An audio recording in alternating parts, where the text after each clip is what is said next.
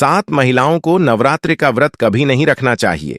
माता रानी ऐसी महिला से कभी खुश नहीं होती और घर में हमेशा दरिद्रता का माहौल बना रहता है और इसका असर पूरे परिवार पर बना रहता है। इसीलिए आप जान लीजिए, अगर आपने गलती से भी नवरात्रि का व्रत रख लिया है तो आपका व्रत खंडित हो जाएगा और आपको घोर पाप लगेगा। जाने कहीं आप भी इन 7 महिलाओं में से तो नहीं दोस्तों। इस वर्ष की नवरात्रि पूरे 9 दिनों तक मनाई जाएगी ना, एक भी दिन कम ना एक दिन ज्यादा, पूरे 9 दिनों तक मनाई जाएगी। मां भगवती की विशेष रूप से पूजा आराधना की जाएगी। नवरात्र का महापर्व इस बार 2024 में 3 अक्टूबर गुरुवार से शुरू होकर 12 अक्टूबर शनिवार को समाप्त होंगे।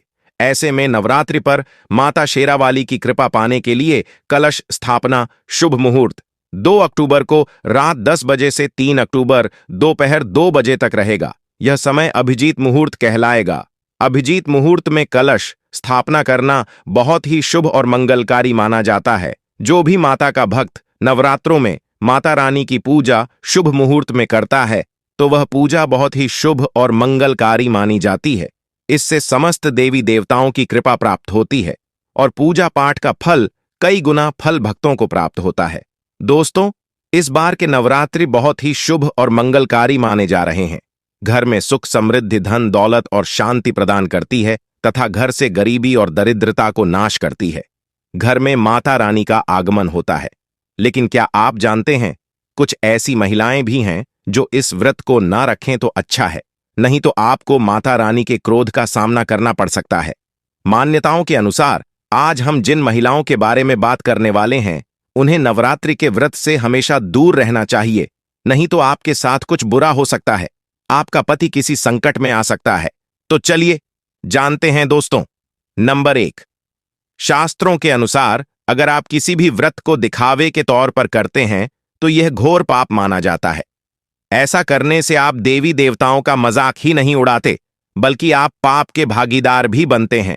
मां भगवती ऐसे लोगों से कभी प्रसन्न नहीं होती बल्कि उसको बर्बाद कर देती है। मां दुर्गा तभी प्रसन्न होते हैं जब आप सच्चे दिल से उन्हें पुकारें, पूजा पाठ और शास्त्रों का पालन करें। दोस्तों, नंबर 2, तलाकशुदा महिला। शास्त्रों के अनुसार जो महिला शादीशुदा या पुरुष तलाकशुदा हैं, ऐसे अगर पति पत्नी में अनबन होते हैं तो वे लोग नवरात्रि का व्रत कभी ना रखें। ऐसा करने से मां दुर्गा कभी खुश नहीं होती। आपकी जानकारी के लिए बता दें, शादी 2 दिलों का बंधन है जिसके बंधन में आजीवन रहना होता है, न कि अलग अलग। माता रानी टूटे हुए जोड़े को स्वीकार नहीं करती। टूटे हुए जोड़े का व्रत रखना, पूजा पाठ करना शुभ नहीं माना जाता है, बल्कि माता रानी तब प्रसन्न होती है जब बंधन में हो। खास तौर से अगर पति पत्नी अगर साथ में व्रत रखें तो माता रानी सबसे अधिक प्रसन्न होती है और बहुत ही शुभ वरदान देती है। ऐसे में मां भगवती बहुत प्रसन्न होती है।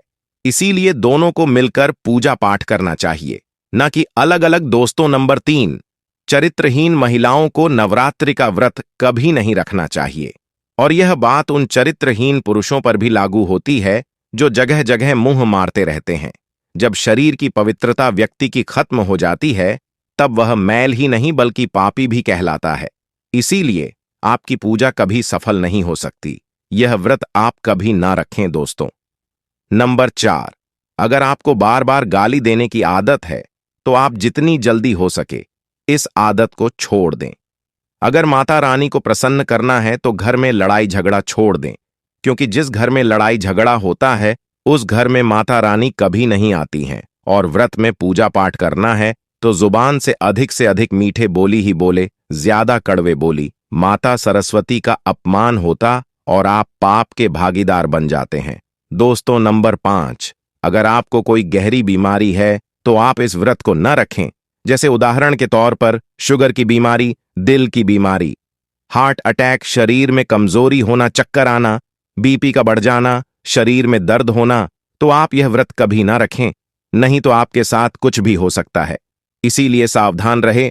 नंबर 6, मासिक धर्म में भूलकर भी व्रत नहीं रखें, क्योंकि मासिक धर्म में जो आपके वस्त्र होते हैं वह मैल हो जाते, इसलिए पूजा पाठ नहीं करना चाहिए। नंबर 7, जो महिलाएं अपने पति का अपमान करती वे व्रत ना ही रखें तो अच्छा है, क्योंकि ऐसी महिलाएं का पूजा मां दुर्गा कभी स्वीकार नहीं करती, बल्कि घोर पाप लगता है। दोस्तों, नवरात्र आने वाले हैं। ऐसे में यह छोटी चीज घर में लाने से माता रानी खुशी खुशी आपने घर में से चली आती है। इस चीज को घर लाने से माता रानी अवश्य प्रसन्न होती है। यही चीज नवरात्रों पर घर में लाना बहुत ही शुभ और मंगलकारी माना जाता है। तो चलिए जानते हैं दोस्तों। नंबर 1, 16 श्रृंगार का सामान। नवरात्रि के दौरान घर में लाना बहुत ही शुभ और मंगलकारी माना जाता है। ऐसे में घर के बने मंदिर में रखने से जन्मों जन्मांतर की गरीबी मिट जाती है और मां दुर्गा की कृपा सदैव घर पर बनी रहती है। पूरे वर्ष मां रानी की कृपा आप और आपके परिवार के ऊपर बनी रहती है। शास्त्रों में बताया गया है कि नवरात्रों के दिनों में 16 श्रृंगार का सामान घर के मंदिर में होना बहुत ही शुभ और मंगलकारी माना जाता है। या आप जिस जगह घर में माता की आश नवरात्रि व्रत करने के लिए स्थापित कर रहे हैं, उस जगह पर 16 श्रृंगार का सामान रख दें। ऐसा करने से मां दुर्गा की कृपा सदैव घर पर बनी होती है। दोस्तों, नंबर 2, सोना चांदी या तांबे के सिक्के जरूर रखें। शास्त्रों के अनुसार सोने चांदी या तांबे से बने किसी भी धातु को खास तौर से नवरात्र के 9 दिनों में पूरे 9 दिनों तक घर के मंदिर में रखने से बहुत ही शुभ और मंगलकारी माना जाता है। नवरात्र के दिनों में सोना चांदी तांबे घर में लाने से इसका फल कई गुना बढ़ जाता है। इसीलिए सोना चांदी या तांबे के सिक्के माता रानी के पास अवश्य रखें। इससे माता रानी बहुत प्रसन्न होती हैं। दोस्त नंबर 3, शंख और गंगाजल। धर्मशास्त्रों के अनुसार नवरात्रों के अवसर पर शंख घर में जरूर लेकर आए। माना जाता है कि जिस घर के मंदिर में शंख नहीं रखा होता, तो वहां पर देवी देवता कभी वास नहीं करते। शंख का सनातन धर्म में बहुत ही बड़ा महत्व होता है। नियमित शंख को बजाने पर कई गुना सकारात्मक ऊर्जा प्राप्त होती है और नकारात्मकता ऊर्जा को नष्ट करती है। धन की देवी मां लक्ष्मी अति प्रसन्न होती है। वहीं धर्मशास्त्रों के अनुसार जिस घर के मंदिर में गंगाजल नहीं होता, तो वह घर अपवित्र माना जाता है। गंगाजल मंदिर में अवश्य रखा होना चाहिए। यदि आप घर में गंगाजल लाने में असमर्थ हैं, तो अपने आसपास किसी पवित्र स्थान, किसी तीर्थ स्थान का पानी लाकर घर में रखें। दोस्तों, नंबर 4, मोरपंख। नवरात्रि में मां सरस्वती का प्रिय मोरपंख घर लाकर घर के मंदिर में रखने से कई सारे फायदे हैं। खास तौर से नवरात्रों के दिनों में मंदिर में मोरपंख जरूर रखें। ऐसा करने से मां दुर्गा बहुत प्रसन्न होती है। दोस्तों, अब बात करते हैं माता रानी को नवरात्रि में कौन सी चीजें अर्पित कर सकते हैं। दोस्तों, भूलकर भी माता रानी को यह चीजें कभी अर्पित मत करना, नहीं तो सारी जिंदगी बर्बाद रहोगे। जिंदगी भर रोने के सिवा कुछ नहीं मिलेगा। दोस्तों, नंबर 1, नारियल। हिंदू धर्म में नारियल को सुख, समृद्धि, धन, श्रद्धा और सम्मान का सूचक माना जाता है। नारियल को श्रीफल भी कहा जाता है। नारियल का हर मांगलिक कार्य में विशेष महत्व होता है जैसे कि हम सभी जानते हैं कि माता रानी के कई मंदिरों में नारियल से बलि भी दी जाती है और माता रानी के पूजन में नारियल का इस्तेमाल हम सभी करते हैं। खासकर कलश की स्थापना नारियल रखकर ही की जाती है। माता रानी के पूजन में हम नारियल इस्तेमाल करते समय कुछ गलतियां कर बैठते हैं। दोस्तों, नारियल कई प्रकार के होते हैं। एक हरा, दूसरा सूखा, जिसके अंदर पानी होता है। जिस नारियल के अंदर पानी होता है, माता रानी के पूजन में सदैव पानी वाला और जटा वाला नारियल ही अर्पित करें। कलश स्थापना में साबुत नारियल होना चाहिए।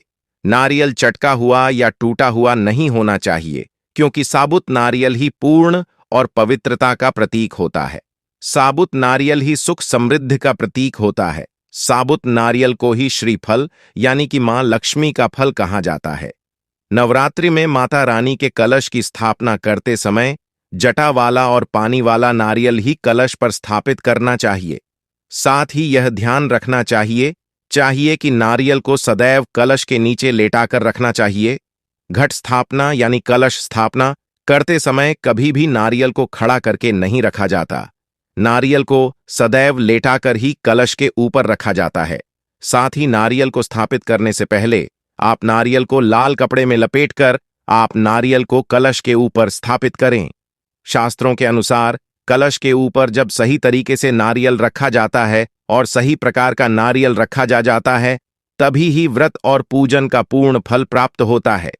यह भी ध्यान रहे कि महिलाएं माता रानी को नारियल अर्पित तो कर सकती हैं, लेकिन कभी भी माता रानी के सामने नारियल को भूलकर भी ना तोड़े, क्योंकि नारियल बीज रूप होता है, यानी कि नारियल में बीज होता है और स्त्रियां बीज रूप से ही शिशु को जन्म देती हैं।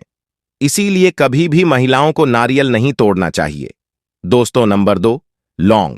हम सभी माता रानी के पूजा में इस्तेमाल करते हैं, लेकिन लौंग का इस्तेमाल करते समय एक बहुत बड़ी गलती कर बैठते हैं। हमेशा ध्यान रखना चाहिए कि माता रानी को सदैव लौंग के साथ घी भी अर्पित करना चाहिए। लौंग के साथ घी चढ़ाने से माता रानी काफी प्रसन्न होती हैं। नंबर 3, तुलसी के पत्ते।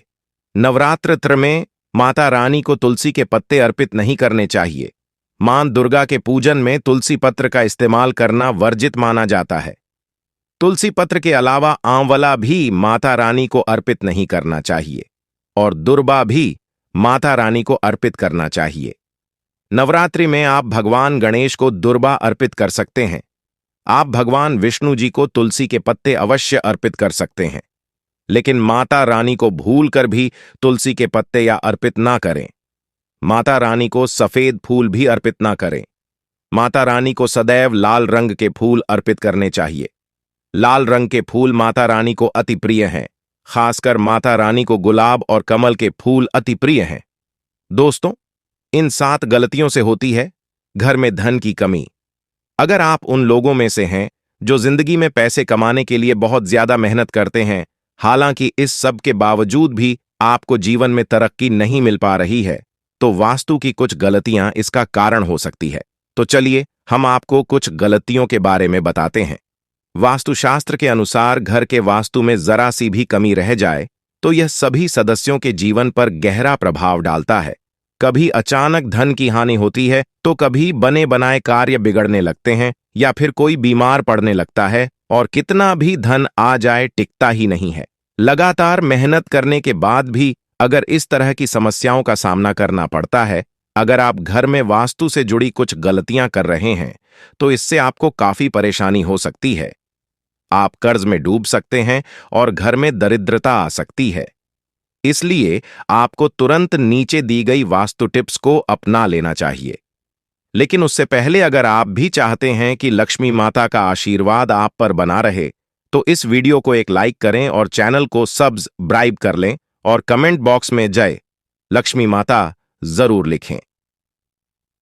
नंबर 1, वास्तुशास्त्र के अनुसार ऐसा माना जाता है कि रात के समय झाड़ू लगाने से घर में दरिद्रता आती है और धन की देवी लक्ष्मी हमसे रूठ जाती हैं और अलक्ष्मी का निवास हो जाता है। इसलिए आपको ऐसा ना करने की सलाह दी जाती है। हो सकता है कि आपके घर में आर्थिक नुकसान का एक बड़ा कारण आपका शाम के समय झाड़ू लगाने की आदत हो। आपको इसे तुरंत बदलने की जरूरत है। नंबर 2, अगर आपके घर के मुख्य द्वार पर अंधेरा रहता है तो यह बहुत ही अशुभ होता है।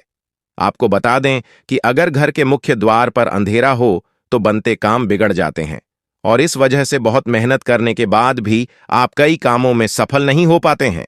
इसीलिए घर के मुख्य द्वार पर अंधेरा ना रहने दें।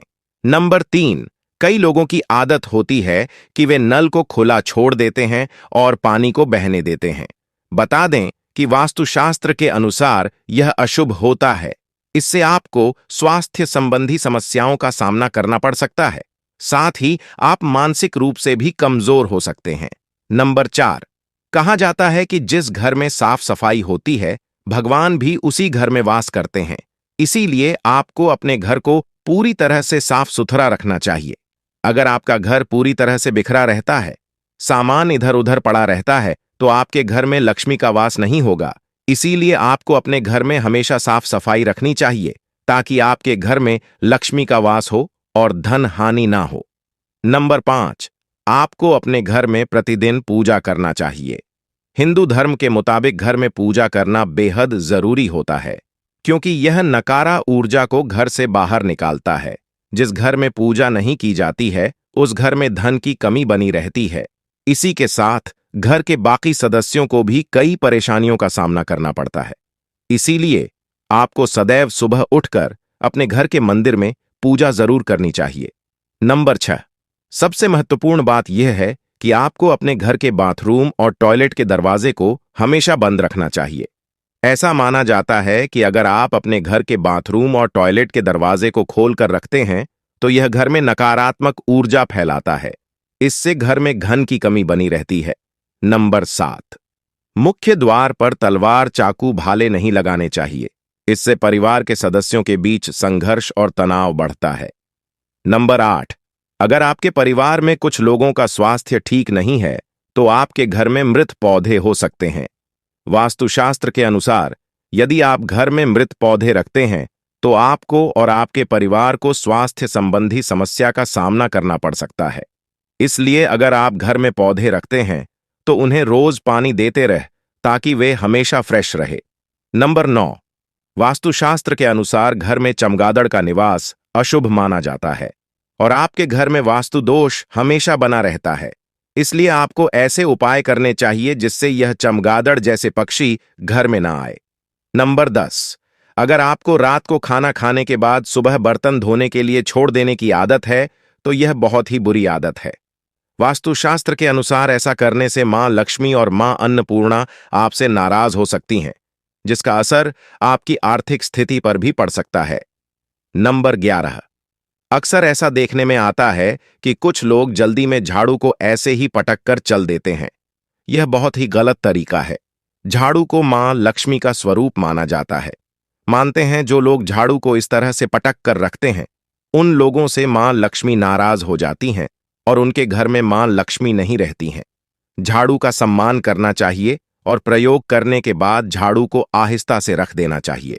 झाड़ू को घर में इस प्रकार से छिपाकर रखना चाहिए कि बाहर से आने वालों को झाड़ू नजर ना आए।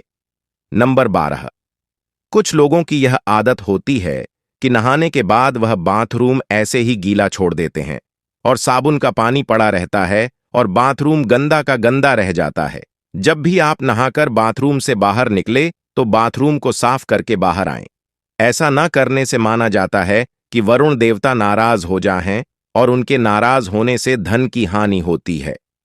नंबर 13, हिंदू धर्म में तुलसी के पौधे को बहुत ज्यादा पवित्र माना गया है, जिसकी पत्तियों के बगैर भगवान विष्णु की पूजा अधूरी मानी जाती है।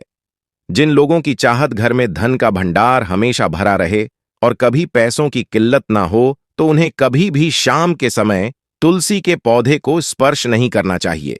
मान्यता है कि जिस घर में तुलसी के पौधे की पवित्रता का पालन नहीं होता है वहां से धन की देवी मां लक्ष्मी रूठ कर चली जाती हैं। नंबर 14, सनातन परंपरा में किसी भी कार्य के लिए शुभ अशुभ समय और दिन विशेष का पूरा ख्याल रखा जाता है। धर्मशास्त्र में शाम के समय बाल और नाखून काटने की मनाही है। मान्यता है कि जो व्यक्ति इस नियम की अनदेखी करता है उसके यहां से माता लक्ष्मी नाराज होकर चली जाती हैं और वह हमेशा फटे हाल बना रहता है। नंबर 15, ज्योतिष शास्त्र के अनुसार किचन में रखी चीजों का भी आपके किस्मत से कनेक्शन होता है। ज्योतिष के अनुसार किचन में रखी हल्दी का बृहस्पति और दूध का चंद्र ग्रह से जुड़ाव होता है।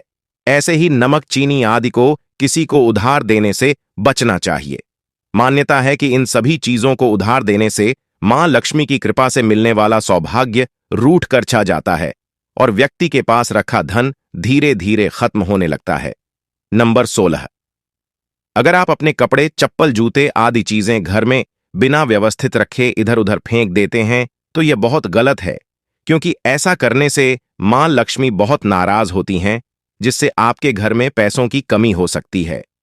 नंबर 17, वास्तुशास्त्र के अनुसार घर में कोई भी टूटा हुआ शीशा, कांच या कोई अन्य टूटी हुई वस्तु नहीं रखनी चाहिए, क्योंकि इससे घर से सकारात्मक ऊर्जा खत्म हो जाती है और नकारात्मक ऊर्जा का संचार होता है। नंबर 18, हर चीज की तरह वास्तुशास्त्र के अनुसार भी घर में डस्टबिन को रखने की दिशा तय होती है।